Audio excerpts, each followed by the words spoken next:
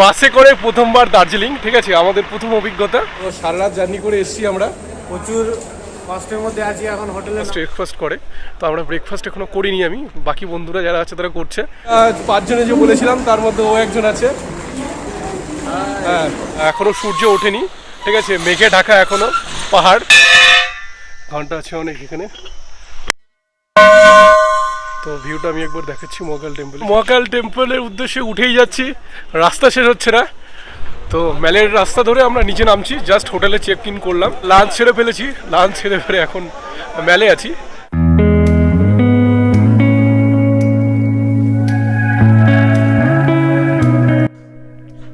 পাহাড়রানি দার্জিলিং ভ্রমণ। এবার পুজোর ছুটিতে দার্জিলিং ভ্রমণ করুন কম খরচে। পাহাড় মানেই বাঙালিদের কাছে প্রথম নস্টালজিয়া দার্জিলিং। সেই দার্জিলিংয়ে কোথায় থাকবেন, কিভাবে কম খরচে দার্জিলিংয়ে পৌঁছবেন, কোথায় ভালো খাবার খাবেন, কোন হোটেলে থাকবেন, ভালো পরিষেবা পাবেন, সমস্ত কিছু পাবেন আমাদের এই দার্জিলিং ভ্রমণ পর্বে। এছাড়া দার্জিলিংয়ের যে অফবিট প্লেসগুলি রয়েছে তার বিভিন্ন ভ্রমণ বর্ণনাও আমরা দেব আমাদের এই দার্জিলিং ভ্রমণ পর্বে। তো চলুন শুরু করি আমাদের দার্জিলিং ভ্রমণের প্রথম পর্ব। আমাদের সঙ্গে থাকুন, দেখতে থাকুন দার্জিলিং ভ্রমণ। তো এই মুহূর্তে আমরা এখন এনজেপি স্টেশন। তো এখান থেকেই আমাদের পুরো দার্জিলিং ব্লগটা শুরু, ঠিক আছে। হ্যাঁ, একটা কুলি আছে আমাদের মধ্যে, কুলি ঠিক না, দেবু, ঠিক আছে, আমার এই ব্লগের সাথেই আছে। তো সারা রাত জার্নি করে এসেছি আমরা, প্রচুর কষ্টের মধ্যে আছি। এখন হোটেলে না পৌঁছানো পর্যন্ত কিছু বলতে পারছি না, একটু ফ্রেশ হতে হবে হোটেলে গিয়ে। তো দার্জিলিং ট্রিপ আমাদের, আমরা মোটামুটি এখানে 5 জন করছি, 5 জনের ট্রিপ। তো ওরা সামনে আছে, আমি ওদের এখন দেখাতে পারছি না, পুরো লাগেজ টাগেজ বইছে, এইসব নিয়ে যাচ্ছি এনজেপি স্টেশন। এখন আমরা বাইরে যাব, জানি না কীভাবে যাব, বাইরে কি কার পাবো, শেয়ার কার পাবো না কি পাবো, দেখা যাক। আমাদের সাথে পুরো ট্রিপটাতে থেকো, তাহলেই বুঝতে পারবে আমাদের পুরো এই দার্জিলিং ব্লগটা। তো চলো যাচ্ছি এখন এনজেপি স্টেশন, বাইরেরটাই যাবো। বাইরে এনজেপি স্টেশন থেকে যদি কার পেয়ে যায় সেখান থেকেই বেরিয়ে যাবো, আর যদি না পেয়ে তাহলে আমরা আর তেনজিং নরকে বাস স্ট্যান্ডে যাবো, ওখান থেকেও শেয়ার কার পাওয়া যায়, শোনা যায়, ঠিক আছে, বা যেটাই হোক রিজার্ভ কার সেভাবে যা। পুরো ব্লগটা দেখলেই বুঝতে পারবে আমাদের যে খুব মানে কম খরচে কীভাবে দার্জিলিং পৌঁছানো যায়, আর পুরো দার্জিলিংটাই দেখাবো আমরা, পুরো ট্রিপটা, আমাদের এই জার্নিটা। এই যে আমাদের সঙ্গে ওকে একবার দেখালাম, দেবু আছে, পুরো লাগেজ টাগেজ বইছে। এই মুহূর্তে আমরা এখন মানে এনজেপি যে ফ্লাইওভারটা আছে এনজেপি স্টেশনের, সেটার উপরই ক্রস করছি, ঠিক আছে। আরেকজন আছে সুব্রত, পুরো সুব্রত সেট আপ নিয়ে এই মুহূর্তে রেডি। সুব্রত, ঠিক আছে, আমরা 5 জনে যে বলেছিলাম তার মধ্যে ও একজন আছে। হ্যাঁ, তো আমার চ্যানেলের সাথে থেকো আর পুরো ব্লগটা অবশ্যই দেখো, তাহলেই বুঝতে পারবে যে আমাদের এই জার্নিটা, আমাদের এই অভিজ্ঞতাটা। মানে এই সকাল সকাল মানে হালকা ঠান্ডা, 2 দিন আগে পাহাড়ের যা ওয়েদার ছিল ভীষণই তো মানে মারাত্মক ওয়েদার, ভেবেছিলাম আমরা বেরোবো না, ঠিক আছে, তারপরেও অনেক রকম রিস্ক নিয়ে আমরা সবাই মিলে একটা মানে অ্যাডভেঞ্চারের মতো নিয়ে বেরিয়ে পড়েছি। দেখা যাক কি হচ্ছে। এনজেপি স্টেশনের বাইরে থেকে শেয়ার কার এবং বিভিন্ন গাড়ি পাওয়া যায় দার্জিলিং যাওয়ার জন্য। শেয়ার কারে পার পারসন ভাড়া প্রায় 250 থেকে 300 টাকা নেবে, এবং আপনারা যদি রিজার্ভ করে যেতে চান সেক্ষেত্রে 3500 থেকে 4000 টাকা নেবে, যা চেপে আপনারা সহজেই দার্জিলিং পৌঁছে যেতে পারেন। আমরা এনজেপি স্টেশনের বাইরে থেকে গাড়ি নেইনি, যা অনেকটাই ভাড়া চাইছিল। আমরা চলে এসেছিলাম তেনজিং নরগে বাস স্ট্যান্ড, যেটা শিলিগুড়ি বাস স্ট্যান্ড বলা হয়, শিলিগুড়ি জংশন বাস স্ট্যান্ড। ওখান থেকে আমরা সরকারি বাস, যেটা নর্থ বেঙ্গল NBSTC, সেটাতে আমরা চেপেছিলাম। মাত্র ভাড়া 105 টাকায় আমরা দার্জিলিংয়ে পৌঁছে গিয়েছিলাম।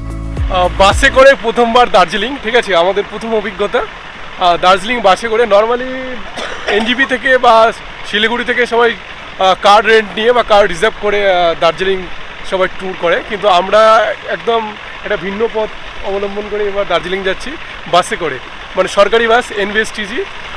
তো আমরা প্রথমে এসেছিলাম এনজেপিতে, এনজেপি বাস স্টপে আমরা যখন মানে এনজেপি স্টেশনে যখন আমরা কার রেন্ট করছিলাম, সেখানে প্রচুর ওরা চেয়ে বসছিল, রিজার্ভ কার প্রায় 4000-5000।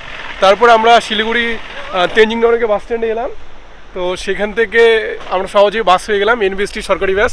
তারপর মাঝখানে একটু বিরতি দিয়েছে আমাদের, তো পাহাড়ের মাঝখানে দুই ধারে একটা অসাধারণ একটা ভিউ আমি তোমাদের দেখানোর চেষ্টা করব। পুরো এই যেখানে দাঁড়িয়েছে বাসটা তার ভিউটা চারপাশটা কীরকম।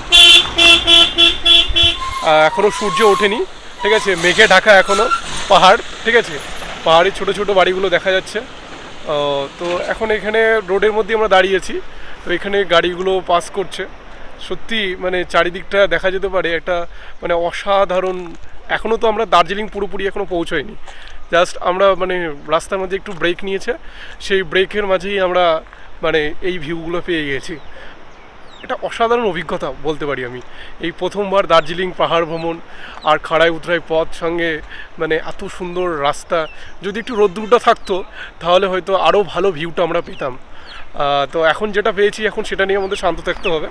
তো পুরো ব্লগটাতে থাকো, পুরো ব্লগটা থাকলেই তোমরা বুঝতে পারবে যে আমাদের এই মানে দার্জিলিংটা কতটা সুন্দর। আমি দেখাবো পুরোটাই, মানে আমাদের এই মানে ট্রিপের মাধ্যমে এই পুরো ব্লগটার মাধ্যমে আমি দেখাবো। তো এখন আমরা মোটামুটি যেখানে দাঁড়িয়েছে যে জায়গাটার নাম হচ্ছে রোহিণী, ঠিক আছে, রোহিণী এটার নাম। তো এখানে বাস কিছুক্ষণ দাঁড়ায়, আর কেউ যদি কেউ ব্রেকফাস্ট করে, তো আমরা ব্রেকফাস্ট এখনও করিনি আমি, বাকি বন্ধুরা যারা আছে তারা করছে, তো আমি এখন করতে যাব। তো সঙ্গে থেকো, পুরো ব্লগটা দেখতে থাকো আমাদের সাথে, পুরো তাহলে ট্রিপটা তোমরা দেখতে পাবে।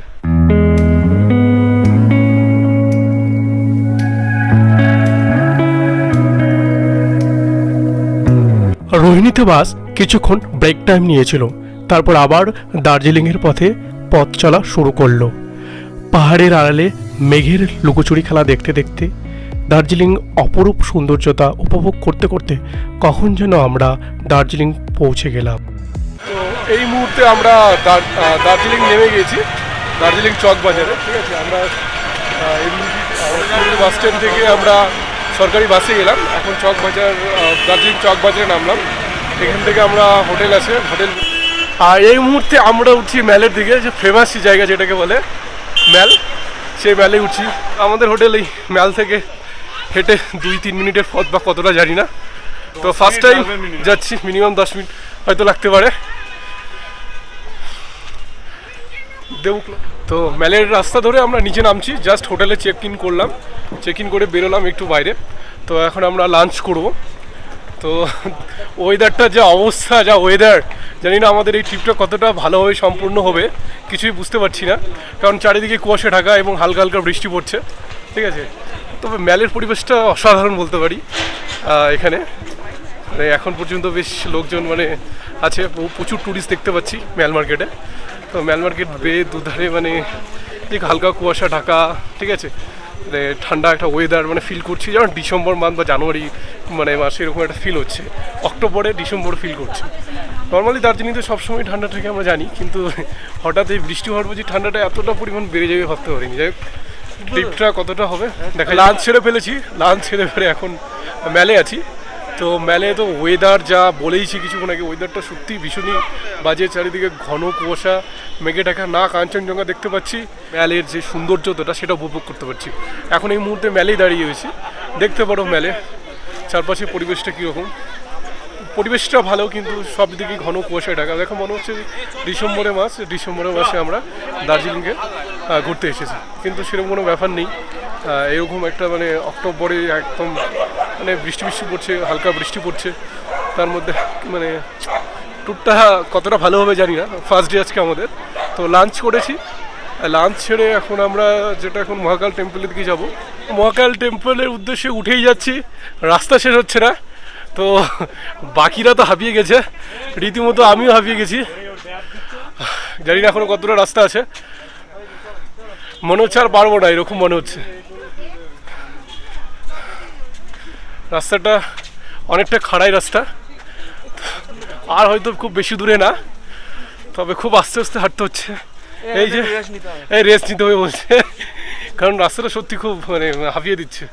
পাহাড়ের রাস্তা বুঝতেই পারছো যে খাড়াই রাস্তাটা হলে কতটা ওঠা কঠিন। ফাইনালি টেম্পলের কাছে চলে এসেছি, কিন্তু দুর্ভাগ্য চারিদিকে মেঘে ঢাকা, কুয়াশায় ঢাকা, সেই ভিউটা আমরা এখানে পাচ্ছি না। তো ভেতরে ঢুকবো এখন, বেশ খানিকটা পথ অতিক্রম করেই হাঁপাতে হাঁপাতে মহাকাল টেম্পলে পৌঁছলাম। একদম মহাকাল টেম্পলে একদম উপরে যাচ্ছি আমরা।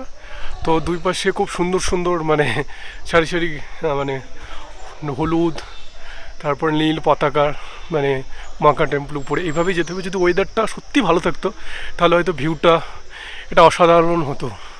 টিপ টিপ বৃষ্টি হয়েছে আর সারাটা মেঘে ঢাকা, তবু বলা যেতে পারে যাচ্ছি আমরা। এটা মহাকাল টেম্পলে একদম উঁচুটাই, ঠিক আছে। চলে এসেছি মোটামুটি, এখানেই দেখতে পাওয়া যাবে সেই মহাকাল টেম্পলটা। ঘন্টা আছে অনেক এখানে। তো ভিউটা আমি একবার দেখাচ্ছি মহাকাল টেম্পলে চারিদিকে।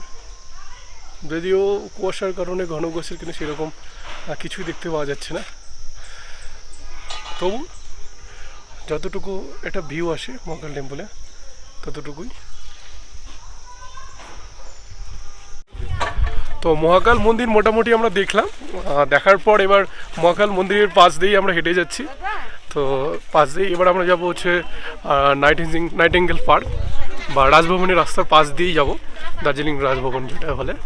তো নাইটিঙ্গেল পার্কে এবার যাবো, দেখতে থাকো, ওখানে এবার যাবো এদিকে। আপাতত এই রাস্তাটা খুব একটা খারাপ না, একদম সমতল রাস্তায় বলতে পারো। তো এটাতে হাঁটতে কোনো বিশেষ কোনো অসুবিধা হচ্ছে না। দেখি এই রাস্তাটাতে গিয়ে আমরা নাইটিঙ্গেল পার্কে পৌঁছবো, তারপর ওদের সাথে থাকো, তাহলেই দেখতে পাবে কি হচ্ছে। এই মুহূর্তে দার্জিলিংয়ের ওয়েদার সত্যি ভীষণ খারাপ। আমরা নাইটিঙ্গেল পার্কের উদ্দেশ্যে বেরিয়েছিলাম দেখার জন্য, পায়ে হেঁটেই যাচ্ছিলাম। কিন্তু হলো সমস্যাটা যেটা হলো সেটা হচ্ছে যে বৃষ্টি পড়ছে, একদম ঘন কুয়াশা, আর একদম চারিদিকে কিচ্ছু দেখতে পাওয়া যাচ্ছে না। তোমরা আমার পিছনের ব্যাকগ্রাউন্ডটা যদি দেখতে পারো তাহলেই বুঝতে পারবে, কিছুই আমরা দেখতে পাচ্ছি না। আর নাইট টেম্পলকে বেরিয়েছিলাম, বৃষ্টি পড়ছে, পুরো পায়ে ভিজে গিয়েছি, কুয়াশায় ঢাকা, কিছু দেখতে পাচ্ছি না, ভিউ নেই, কিচ্ছু নেই, গিয়ে কী করবো, তার জন্য জাস্ট রিটার্ন করলাম। কিছুটা দূর গিয়েছিলাম, কিন্তু তারপর মনে হলো যে না, আর যাওয়াটা ঠিক হবে না, তাই আর গেলাম না, রিটার্ন করলাম। ভিউ কিছুই পাবো না, কারণ খুবই বাজে অবস্থা ওয়েদার এই মুহূর্তে দার্জিলিংয়ের, তো এটাই বলবো।